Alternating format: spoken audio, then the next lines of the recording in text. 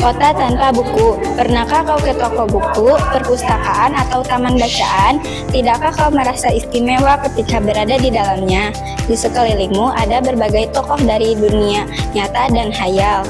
Tempat yang pernah kau kunjungi dan yang belum, informasi dan cerita dari masa lalu, masa kini, dan masa depan. Semua berpadu, semua berada dalam genggamanmu. Saat berada di antara buku, tidakkah kau merasa menjadi raja dan ratu? Ruang dan waktu seolah menyatu tanpa batas. Kau bisa terbang, melintasi sekat negara dan melewati berbagai zaman. Kau bisa menyelam ke dalam samudra, melayang di angkasa, bercanda dengan aneka satwa, dan berkelana di tengah padatnya kota, juga rimba raya. Kau tahu, buku adalah jendela dunia, kunci pengetahuan, dan pintu wawasan. Muhammad Hatta, sang proklamator berkata, "Aku rela dipenjara asalkan bersama buku, karena dengan buku aku bebas." Melalui buku, manusia terbebas dari ketidaktahuan. Tempat-tempat yang dipenuhi buku adalah harapan berkembangnya pengetahuan dan wawasan. Apa jadinya jika kota tanpa buku? Pantaskah dia disebut kota? Di kota itu, mungkin kabar datang dari sumber lain, dari koran, televisi, atau internet. Mungkin informasi dan cerita datang dari cerita nenek moyang, bagai dongeng-dongeng sebelum tidur. Irama warganya pun tiada beda.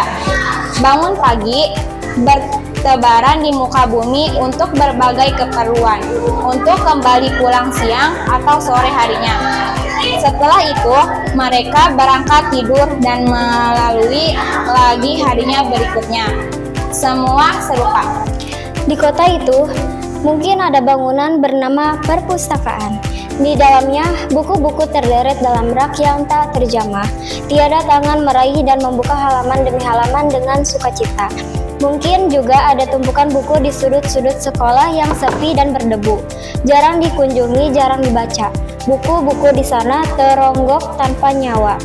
Bagaimana dengan kotamu?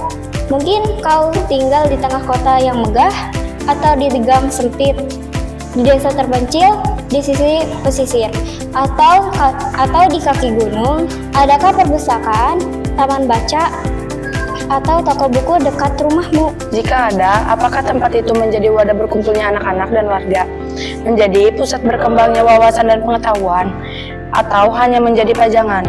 Maukah kau menjadi orang yang menghidupkannya? Kau bisa mengunjunginya dan mengajak teman-teman membaca dan berbagai cerita di sana.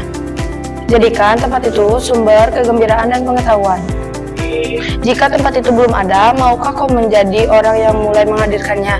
Kau bisa memulainya dari sebuah sudut di teras rumahmu.